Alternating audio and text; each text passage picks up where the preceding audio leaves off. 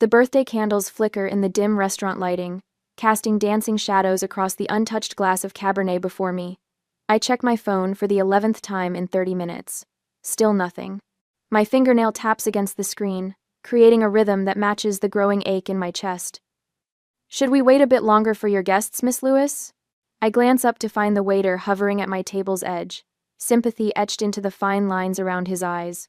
His gaze flickers between the 4 empty chairs surrounding me and the small cake centered on the white tablecloth.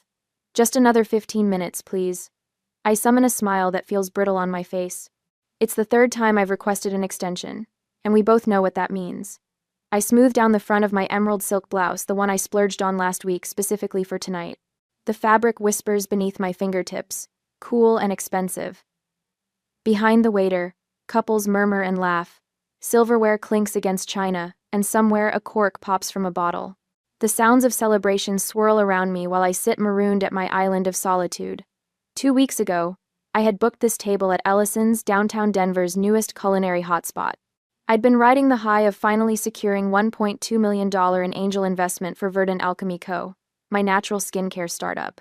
After 3 years of 18-hour workdays and second mortgaging my condo, someone finally believed in my vision. Family dinner at Ellison's to celebrate my birthday and some big news. I'd texted to our family group chat. "Thursday at 7. I'll make reservations for 5. 3 days passed with no response. I sent a friendly reminder. "Just confirming dinner this Thursday at Ellison's. Let me know if you can make it." Another 2 days of silence.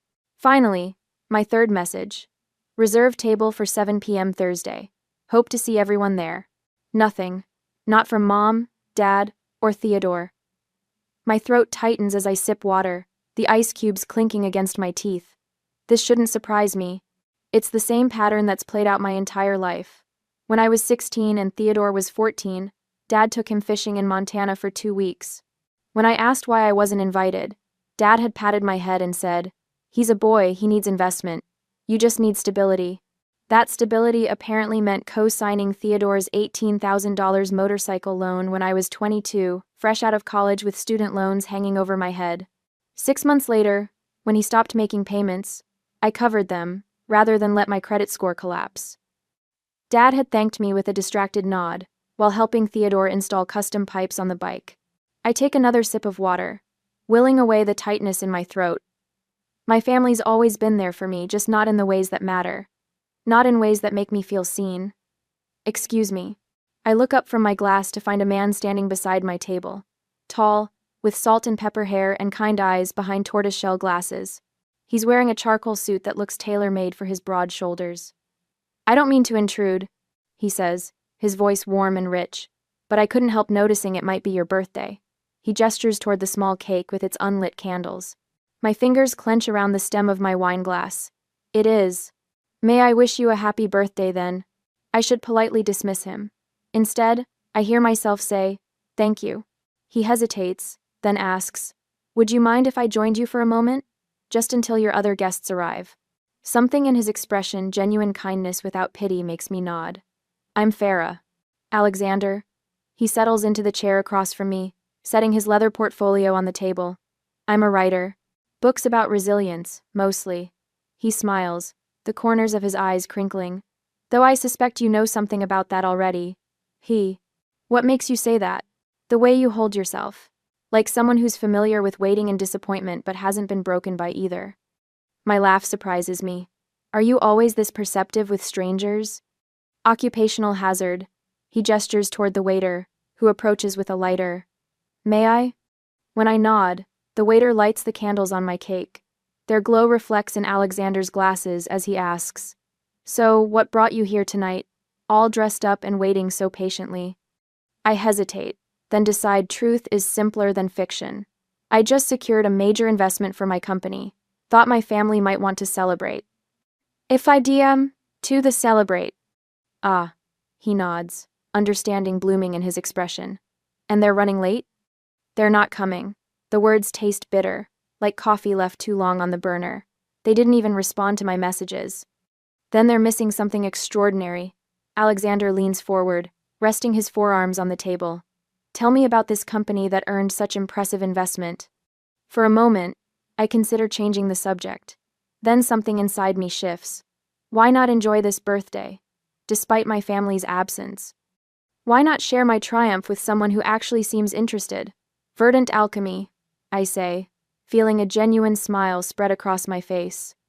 Natural skincare products made with ingredients sourced from sustainable farms.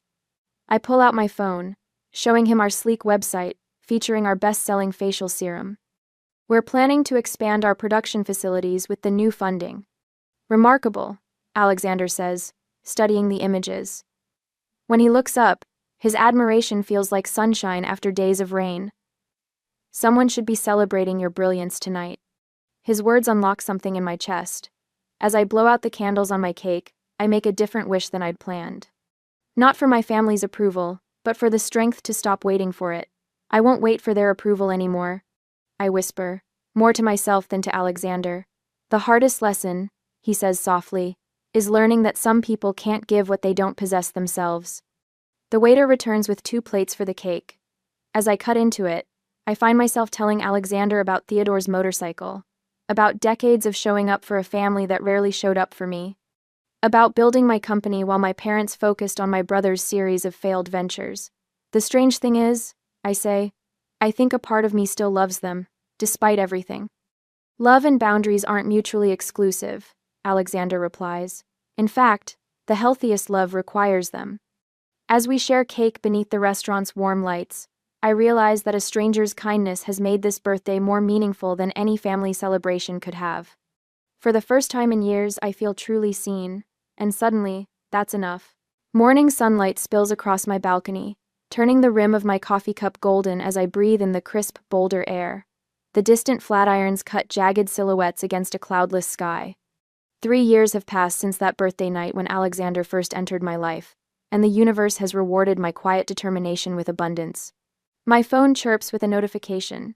Another share of yesterday's interview where I detailed Verdant Alchemy's journey from my kitchen counter to a $35 million valuation. The view count has crossed 500,000. I take a slow sip of coffee, savoring the Colombian roast Alexander introduced me to last winter. The new face of natural beauty, reads one comment. If only they knew how unnatural family could be. My phone buzzes again, this time with a call. The name makes my stomach clench. Mom. We've barely spoken in 3 years, beyond obligatory holiday texts and the occasional stilted coffee meeting. I consider letting it go to voicemail but slide my finger across the screen instead. Farah, honey. Her voice drips with sugary sweetness I haven't heard since high school graduation. Did you see my messages? No, I was just... Theodore's getting married. Can you believe it? Our boy, finally settling down with Jessica. We'd love your help with planning the celebration. I grip the phone tighter. That's wonderful news. When's the wedding? June. Listen, sweetheart. We've been talking, your father and I, and we think this would be the perfect time for a Lewis family collaboration. Collaboration? The word hangs between us like a glass ornament, fragile and transparent. Your brand with our family name. Lewis Beauty has such a nice ring. We've always been your biggest supporters. The lie stings more than if she'd slapped me. I stare at the Forbes magazine on my coffee table featuring my company profile. I need to think about that.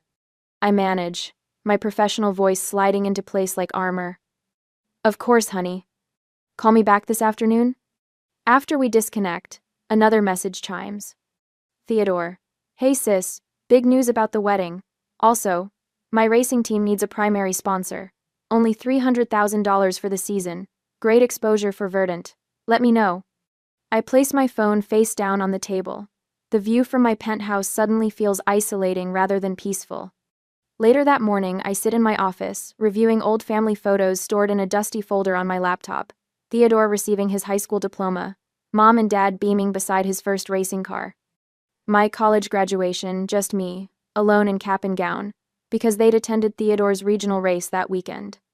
My phone chimes with a voice message from Alexander. Just saw your interview. Brilliant as always. Remember who you became despite them, not because of them. Dinner tonight?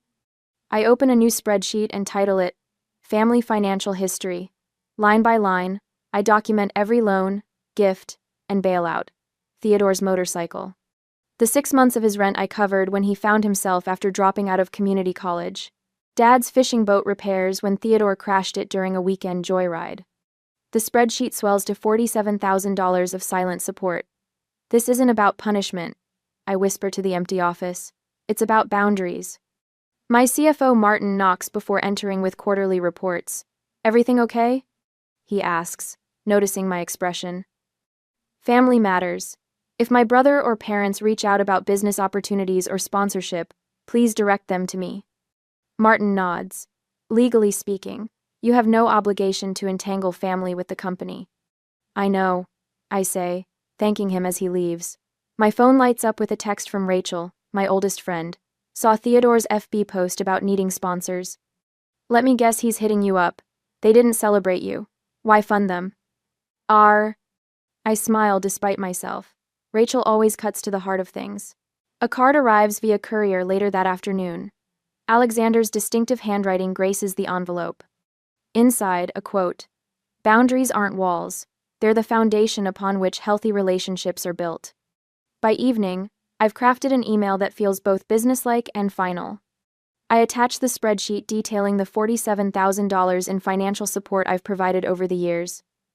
If we're going to collaborate, I write, let's start from zero with full transparency. I hesitate before pressing send, wondering if I'm being too harsh. Then I remember my 29th birthday candles flickering in an empty restaurant while my family didn't even bother to respond to my messages. My finger taps the screen. Mother's reply arrives within minutes. Explosive and familiar. How dare you talk like that? Didn't we raise you to be grateful? After everything we've done for you? I take a deep breath and type my response, each word a quiet declaration of freedom. I was grateful in silence, in money, in tears. Now I'm grateful to myself for finally stopping. When Alexander arrives for dinner, he finds me on the balcony, watching stars emerge above the flatirons. He doesn't ask about my day. He simply stands beside me, his presence a ballast against the storm of emotions. They want to use me, I say finally, not celebrate me. And what do you want? He asks, his voice gentle. I turn to face him, feeling stronger than I have in years, to stop confusing obligation with love. He smiles, taking my hand. Then that's exactly what you'll do. As we head inside, my phone chimes with more messages from my family. For the first time in my life, I leave them unanswered. A week later, the receptionist's voice crackles through my office intercom, interrupting my quarterly projections meeting. Miss Lewis, your mother and brother are here. They say it's urgent. My marketing director raises an eyebrow across the conference table. 5 other executives pause their note-taking, pens hovering over leather-bound portfolios. Tell them, I'm in a meeting. I reply, forcing a professional smile. I'll be out shortly. The intercom clicks again. They insist on waiting. They brought cake? A familiar tension coils at the base of my neck. My family never visited during the 3 struggling years when I worked 16-hour days in a cramped one-room office.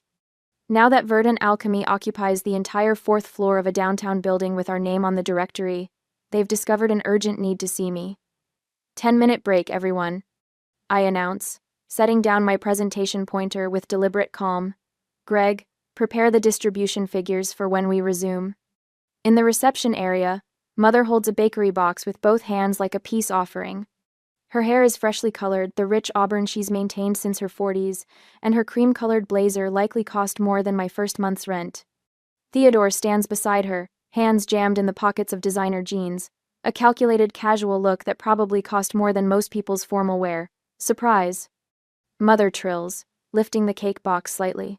We thought we'd stop by and celebrate your Forbes feature. No hard feelings about missing your calls lately.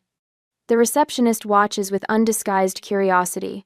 2 packaging designers glance over from the break room. How thoughtful, I say, maintaining my composure while acutely aware of my staff watching this performance. Let's talk in the conference room. Mother's eyes sweep across our modern workspace, taking inventory of the exposed brick walls, the Edison bulb lighting fixtures, the sleek workstations where my team creates products that have earned us shelf space in luxury department stores across America. Theodore trails behind us, pausing to examine a display case holding our best-selling facial serum. You must be making a fortune from these little things, he remarks, tapping the glass. My marketing director emerges from her office, coffee mug in hand. Jessica, Theodore says, flashing the smile that charmed his way through college. Don't you look fantastic? Still handling my sister's advertising? Jessica's professional smile never wavers. Director of Brand Strategy now. Pleasure seeing you again, Theodore. Theodore. I guide them toward the small conference room, away from curious eyes and ears. Mother runs her fingertip along a walnut tabletop as we enter. 16,000 for this table alone, I'd wager, she whispers, not quite quietly enough. Once the door closes behind us, I turn to face them. This is my workplace, not a family reunion venue. Why are you really here? Mother sets the cake down, hurt flashing across her features. Can't we visit our successful daughter without an agenda? Theodore sprawls in one of the leather chairs. Yeah, sis, don't be so suspicious. The last time we spoke, I remind him, you asked for $300,000 for your racing team. The time before that, Mother hinted about Theodore's wedding costs. Forgive me for suspecting this isn't just a social call. Mother's expression hardens. You've changed. Success has made you cold. I haven't changed, I counter, remaining standing while they sit. I've just stopped pretending. Theodore leans forward. Come on, sis, we're family. That means something. The word family hangs between us, weighted with expectations, with history, with the motorcycle loan I paid off while working 3 jobs, with birthdays spent alone while they attended Theodore's races. Yes, it does. I agree, my voice steady. Family should mean love without invoices, support without conditions, celebration without calculation. Mother's eyes narrow. After all we've sacrificed for you. What exactly did you sacrifice? The question escapes before I can filter it. When I needed co-signers for my first business loan, you said it was too risky. When I worked 18-hour days launching this company, you never once brought me cake. When I celebrated alone at Ellison's on my birthday, your phones were apparently all broken simultaneously. Theodore shifts uncomfortably. That's not fair. What's not fair is using family as currency, I interrupt. I don't need family only when I'm successful. I don't need cake only when there's something in it for you. We've always been proud of you, Mother insists, but her eyes dart toward the door, calculating her next move. I believe you, I say, softening my tone slightly. But I've learned to live without pretending. I'll always love you both, but this company isn't a family ATM. My success doesn't create an obligation. Mother gathers her designer handbag, straightening her shoulders. I see we've caught you at a bad time. Any time you come with expectations rather than genuine support will be a bad time, I reply. They leave with stiff goodbyes and promises to call later. Through the glass walls, I watch them cross the reception area, Mother's back rigid with indignation, Theodore's stride betraying his frustration. When the elevator doors close behind them, I exhale fully for what feels like the first time in an hour. My phone buzzes with a text from Alexander. Coffee after your ambush? Proud of you for standing your ground. Word travels fast. Rachel must have heard from Jessica. Another text arrives from my business partner. Taking the afternoon meetings. Take some time if needed. 10 minutes later, my mentor calls. How are you holding up? She asks, her voice carrying the wisdom of someone who's navigated similar waters. Better than expected, I answer truthfully. That evening, I draft an email declining Theodore's wedding invitation, attaching a generous but appropriate gift card. I create clear guidelines for future communications with my parents. My financial advisor helps establish a trust for genuine family emergencies, not demands. When I finish, I pour a glass of Cabernet and stand at my condo window overlooking Boulder's twinkling lights. For the first time, I understand that boundaries aren't walls built from anger. They're fences constructed with self-respect. Later that night, my phone pings with a notification. Theodore's Facebook status glows on my screen. Some people only care about money, not family. Already, mutual friends are tagging me, the gossip spreading like wildfire. My finger hovers over the keyboard, a dozen responses forming and dissolving in my mind. Then Alexander's text arrives. Remember, your truth doesn't need defending. I set my phone down, choosing dignity over defensiveness. The chapter of apologizing for my boundaries has ended. The story of living with integrity has only begun. 2 days after the confrontation, the cursor blinks on my screen, mocking me. I've typed and deleted the same response 14 times. Theodore's Facebook post glares at me from my laptop. Some people only care about money, not family. Blood used to mean something. I exhale slowly. fingers hovering over the keyboard. The knot in my stomach tightens as friends tag me in comments, asking if there's family drama happening. 3 college acquaintances have already messaged asking if I'm okay. The living room window frames Boulder's mountains, bathed in early morning light. I've been sitting here since 5 a.m., nursing coffee gone cold, thinking about legacies and lies. I type carefully, reading each word twice before moving to the next. Family isn't a debt. It's a place where love should be unconditional. I hope everyone finds that place, including me. My thumb hovers over post for 8 seconds before pressing down. Done. No lengthy explanation, no accusations, just truth. Within minutes, notifications flood my phone. Friends from business school, former colleagues, even my 3rd grade teacher who somehow found me on social media years ago. Stay strong, Farah. Been there. You're handling this with such grace. This resonates deeply. Thank you for your honesty.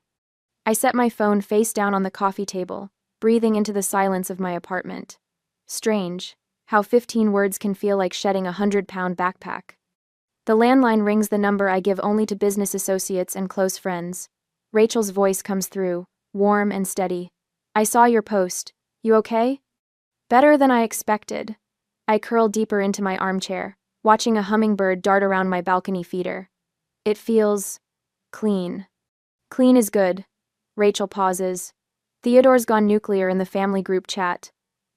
Your mother called me this morning asking if I could talk some sense into you. My laugh comes out sharper than intended. And what did you tell her? That you made perfect sense already. The smile in Rachel's voice fades. Listen, they're calling around. Your father phoned James from the Chamber of Commerce breakfast group. The hummingbird freezes midair, then zips away as a shadow passes. Trying to damage control by rewriting history? Pretty much. Something about how they've supported your business from day one, but you've grown distant since becoming successful. I press my fingertips against closed eyelids until stars appear. 22 investors believed in my company before my parents did. They never even asked what Verdant Alchemy made until the Forbes feature. I know, honey. Just giving you the heads up. Oh, and your mother's church prayer group got an earful about her troubled daughter who's forgotten her values. The familiar weight settles back between my shoulder blades. Right on schedule. After Rachel's call, I shower and dress carefully. Forest green silk blouse, tailored black pants, simple gold earrings, armor for the day ahead. My assistant Emma meets me at the office door, coffee extended like a shield. 3 calls from someone named Theodore. Should I keep blocking? Yes, please. I accept the coffee with a grateful nod. Any messages from investors? Emma's expression shifts. Mr. Harrington from Keystone Capital called. Said your brother contacted him with concerns about company stability. He seemed confused. Heat flashes across my face, my fingers tightening around the cup. Theodore actually contacted my investors? The boundary violation staggers me. Call Mr. Harrington back immediately. Schedule a lunch if he's available. 2 hours later, I sit across from James Harrington at Ellison's, the same restaurant where this journey began 3 years ago. The irony doesn't escape me. I appreciate your time. I begin, meeting his gaze directly. I understand my brother contacted you. James nods, leaning back in his chair, his gray eyebrows knit together. Said something about family troubles affecting business decisions. Wanted to warn me. He studies me over his reading glasses. Not very professional. No, I agree. Family and business are separate entities in my world, James. Always have been. Anything. Good. He unfolds his napkin with deliberate care. The quarterly reports speak for themselves, Farah. 28% growth doesn't lie. The knot in my stomach loosens slightly. Thank you for your continued confidence. Your brother seemed entitled to your success. James chooses his words carefully. Mentioned something about family collaboration being owed to him. Aid. Owed. I don't flinch. There will be no collaboration. Smart call. He picks up his menu. Now, shall we order? I hear the salmon is excellent. Back at the office, I pull up the application form for the Verdant Foundation, my newest project, supporting young female entrepreneurs. The cursor blinks, steady now, rather than mocking. I fill in the final details, then press launch. Later that evening, I receive the notification that my donation to the Colorado Motorcycle Safety Initiative has been processed. $20,000. Anonymous. No press release. No social media announcement, just quiet action. My phone buzzes with a message from my father. Your mother is devastated. This public humiliation is beneath you, Farah. I set the phone aside without responding and pour a glass of wine. The Verdant Foundation website has already received 12 applications. My inbox contains 3 interview requests from business journals, none mentioning family drama, all focused on company growth and environmental initiatives. When the doorbell rings at 7, Alexander stands there holding takeout bags. His eyes crinkle at the corners. Thought you might not want to go out tonight. You thought right. I step aside to let him in. Theodore contacted my investors. Alexander sets the food down, his expression darkening. That crosses every line. They didn't buy it. I pull plates from the cabinet. Turns out consistent professionalism speaks louder than desperate accusations. Of course it does. Alexander unpacks containers of Thai food. Your restraint is remarkable, Farah. Most people would have responded with matching fire. I shrug, but warmth blooms in my chest at his words. Fire just makes more smoke. I'm interested in clarity. We eat on the balcony, watching the sunset paint Boulder's mountains in amber and gold. My phone buzzes repeatedly. Theodore's fiancé now, saying they need to clear the air before the wedding. Thanks for watching, and I doing the clear the setter out maters the wedding. Did you see the comment from Sandra Werner? Alexander asks, refilling my wine glass. Theodore's racing sponsor? No, what did she say? That she's reconsidering their partnership after recent revelations about character. He raises an eyebrow. Apparently your mother's version of events reached her, but backfired. I take a slow sip of wine. I never asked for that. You didn't have to. Truth has a way of finding daylight. As night falls over Boulder, my email pings with a message from my business mentor, Diane. Proud of you. Leading a webinar next month on ethical business practices. Keynote spot has your name on it if you want it. Later, as Alexander prepares to leave, he pauses at the door. You know they're only escalating because they're losing control, right? I nod. I know. I can feel the cracks forming. Your mother called Rachel again, apparently. Less confident this time. Used the phrase, might have pushed too hard. Something shifts inside me, not satisfaction, exactly, but vindication. Did she now? And I ran into your father at the coffee shop this morning. He looked contemplative. Said something about wishing they'd invested in your company from the beginning. I lean against the doorframe, suddenly tired. 3 years too late for that realization. Alexander touches my shoulder gently, but not too late for you to live your truth. After he leaves, I sit on the balcony in darkness, laptop open to Theodore's latest group chat message. She's destroyed this family with her selfishness. Below it, a surprising response from his fiancée, Melissa. Maybe we should all step back and think about what we're asking from her? I close the laptop without responding. Tomorrow will bring more accusations, more attempts to rewrite history. But tonight, I've discovered that silence, too, can be strength. Sometimes, the most powerful response is simply to keep building while others try to burn. The voicemail from Mother plays for the 3rd time, her voice wavering with practiced vulnerability. Farah, sweetheart, I know things have been strained. But we're still your parents, no matter what. Some bonds can't be broken even when they stretch. I press delete and set my phone on the kitchen counter. The late sunshine spills through my condo windows, painting warm rectangles across the hardwood floor. Against my better judgment, I picked up the envelope that arrived yesterday, ivory cardstock with gold foil edging. Theodore's wedding invitation. The handwritten note tucked inside reads, "Time for family healing. We miss you, Mom and Dad." My stomach twists. 3 weeks of this campaign now.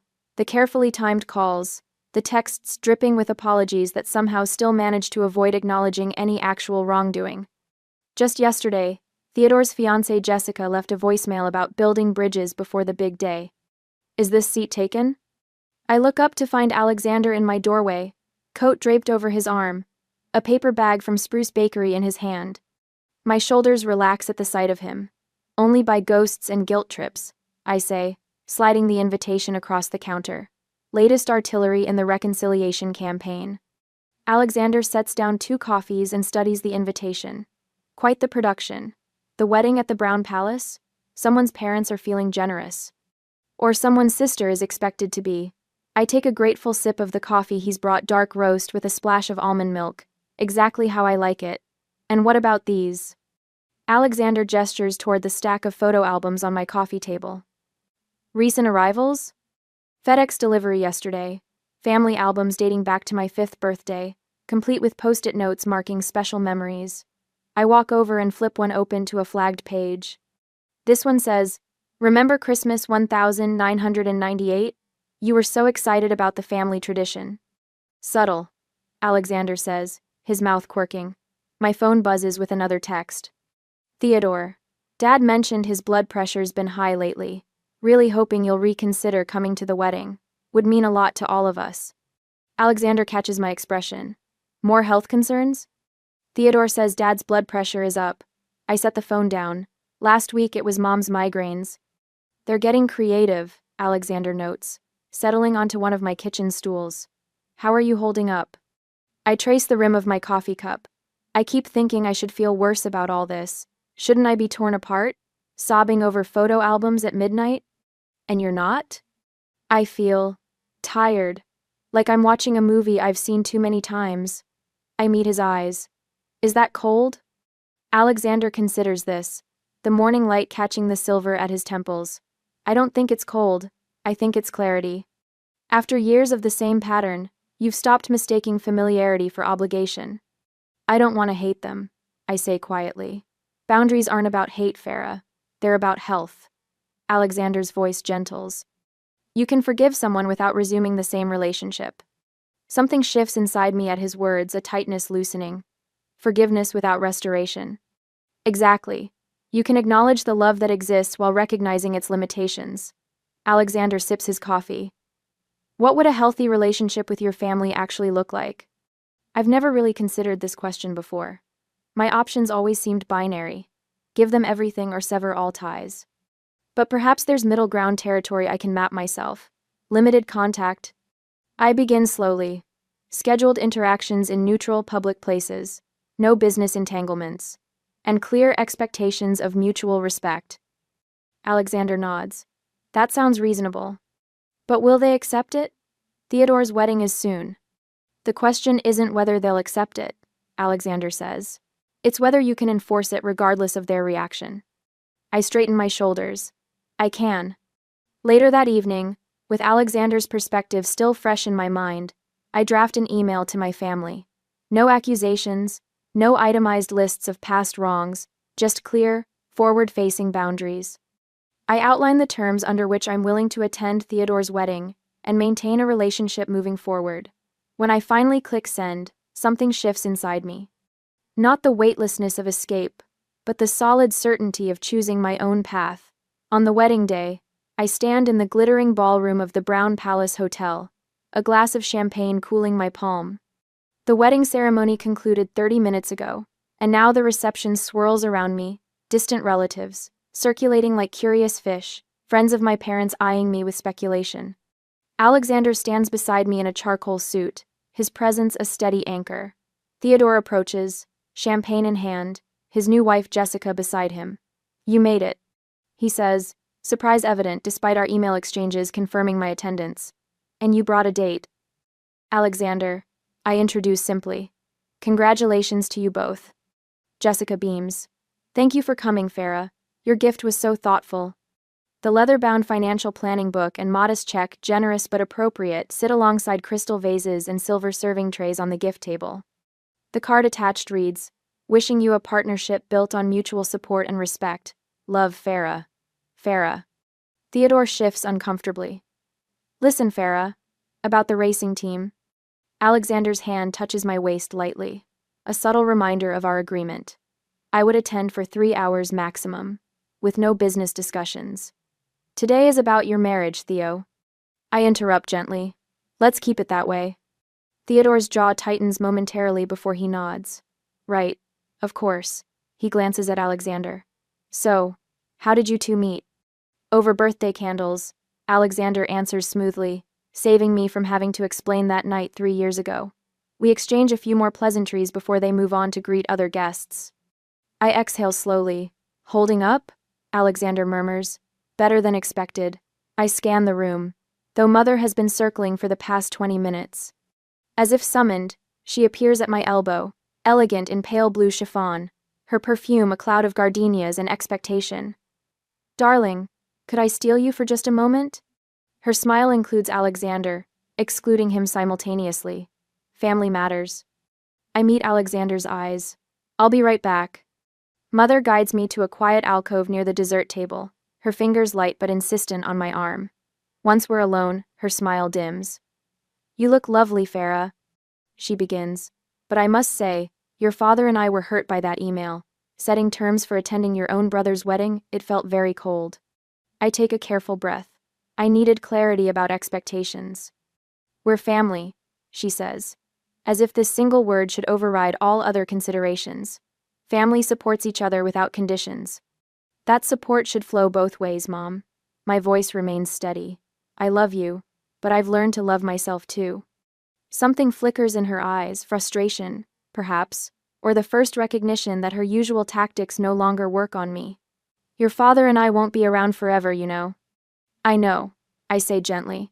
And when you need me, truly need me, I'll be there. But what you're asking for isn't need, it's entitlement. She stares at me, this daughter who no longer bends to guilt. You've changed, Farah. I have, I agree, but I still love you. I check my watch. We've been at the reception for 2 hours and 45 minutes. Alexander and I should be going soon. Early meeting tomorrow. Mother opens her mouth as if to protest, then closes it again. For the first time in my life, I see her accept a boundary I've set, without pushing against it. Will you call next week? She asks, her voice smaller than I'm used to hearing it. Sunday afternoon, I confirm, for 30 minutes, as we agreed in the email. As we rejoin the celebration, I spot Theodore watching us from across the room. Our eyes meet, and something passes between us, not warmth exactly, but perhaps the beginning of respect. He raises his glass slightly, a gesture both acknowledgement and surrender. Alexander's hand finds mine as we make our way toward the exit. Ready? I look back once at my family, Mother, returning to Father's side, Theodore dancing with his bride, the constellation of relatives and friends, spinning in their familiar orbits. They will continue without me tonight, and I will return on my own terms another day. Yes, I say, squeezing Alexander's hand. I'm ready. A year later, the birthday candles flicker in my kitchen, casting a warm glow across the faces gathered around my marble island counter. Alexander stands beside me, his shoulder brushing mine as he adjusts his glasses and smiles. Rachel raises her wine glass, the ruby liquid catching the light. To choosing your family and your future, she toasts, her voice steady and sure. The small gathering 5 people who genuinely want to be here erupts in cheers. My heart swells as I survey my home, filled with the gentle hum of conversation and laughter. No empty chairs. No checking my phone every 5 minutes. No brittle smile pasted on my face. Make a wish, Alexander whispers, his breath warm against my ear.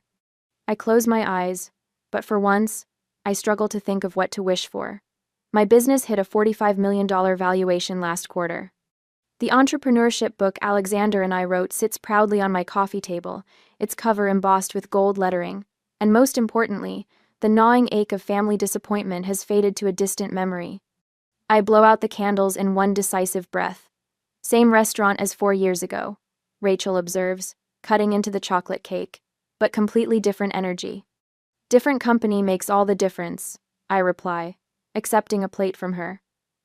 Later, as guests mingle in my living room, I slip away to my study. My leather-bound journal waits in the desk drawer where I left it this morning. I trace my fingers over today's entry. Love doesn't require sacrifice of self. These years of therapy helped me understand that boundaries aren't walls, they're healthy fences with gates I control. My family and I maintain a cordial relationship now. I attend holiday dinners when it feels right. Theodore brings his wife. My parents ask about my business without suggesting how to run it. We've found a balance. I can love them without surrendering my peace. The doorbell chimes. A young woman named Jessica stands on my threshold, clutching a notebook. She's one of 5 entrepreneurs I mentor through my foundation. Sorry to crash your party, she says, twisting her hands nervously. But I've been offered a partnership with my father's business, and I don't know how to tell him I want to build something of my own. I usher her inside. Family business pressure? She nods, eyes downcast. He's invested so much. I feel obligated. Obligation and love are different currencies, I tell her, pouring her a cup of coffee. One depletes you, the other fills you up. As I guide Jessica through separating her father's dreams from her own, I realize how far I've come. The woman who once paid off her brother's motorcycle loan without complaint now teaches others to honor their own worth. My talk show appearance last month resonated with thousands. Forgiving someone doesn't mean letting them hurt you again, I'd said, watching the studio audience nod in recognition. Those words became a lifeline for people struggling to break free from toxic patterns. In the kitchen, Alexander lights a single candle on the remaining slice of cake. We blow it out together, our fingers intertwined on the counter. Our book, dedicated to dreamers who find themselves alone at pivotal moments, has already helped countless others recognize their own worth. Do you ever wish they had shown up that night years ago? He asks, referring to my lonely birthday when we first met. I shake my head, a soft smile playing across my lips. No, because if they had, I might never have met the man who taught me that kindness can come from anyone, even a stranger. Later, we stand on my balcony, watching the sunset paint the skyline in strokes of amber and gold. City lights begin to twinkle one by one, like stars emerging in an urban sky. Alexander appears with 2 glasses of Cabernet, the same wine I ordered that fateful night. Any regrets about your journey? He asks, handing me a glass. I take a sip, savoring the rich complexity. Sometimes, the loneliest birthday becomes the first gift of freedom and the beginning of a beautiful connection. The wine tastes of celebration now, not solitude. As darkness settles over the city, I realize that the birthday candles that once burned alone now light a path forward, surrounded by people who choose to be present, not merely obligated to appear.